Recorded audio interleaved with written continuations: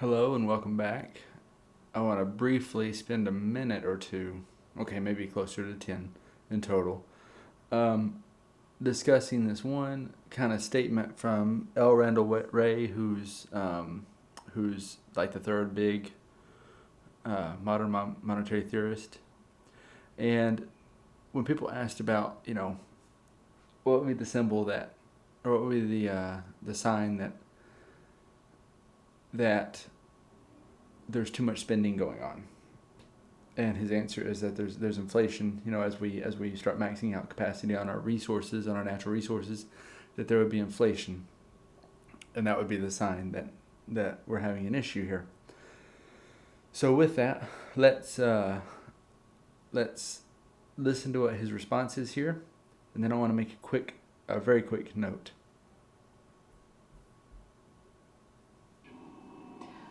We talked about people's misconceptions about what countries, associated with MMT. I mean, are there any countries today that sort of practice anything close? Okay. All the major countries in the world that will immediately come to people's minds already operate MMT.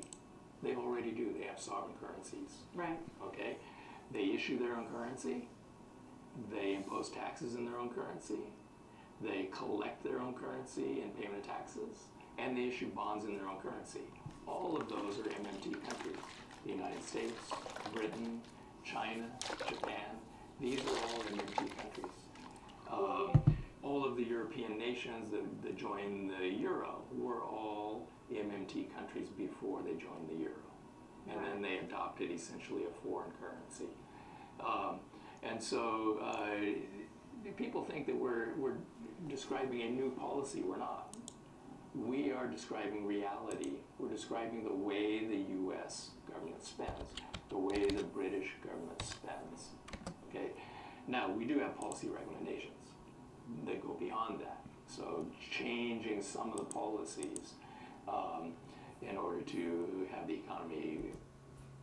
Okay, so I wanted to bring that up because he's basically saying, all our economies now are MMT, pretty much. I mean, now granted with the dollar being the world's reserve currency, and there's floating exchange rates. Really, the only person who can really screw up the floating exchange rate is another country besides the U.S. So really, the U.S. is the only one that's given the license to be its own MMT country at this point, until we decide not to do floating exchange rates, if we just don't give a shit about those anymore.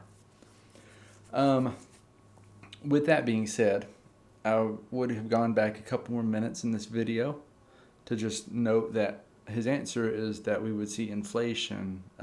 That would be the sign that that we're overspending, because the natural limits are the natural resource capacities of a country, and as a consequence, you would see inflation, which would basically be that there's too many dollars chasing those same goods. The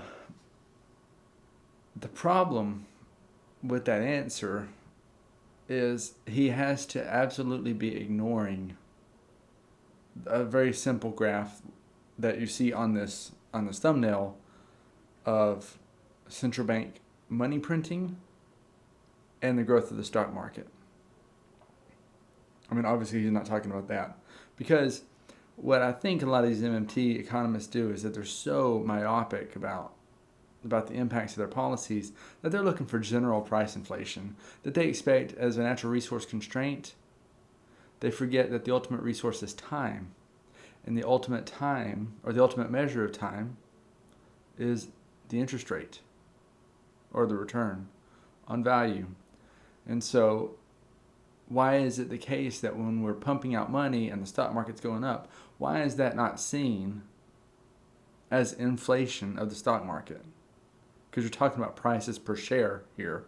So clearly there's a price going up. Anyway, that's really all I wanted to say about this video. It was short and sweet. I don't understand how these guys can be so myopic, except to say that they're just evil. Either they're terrible economists or they're evil. In the state of Stephanie Kelton, I've gotten to the point of thinking she's just a shill for a political party, and I think she's the last bastion of the falling of the U.S. empire. There will be more to say later. All right, take care. Bye.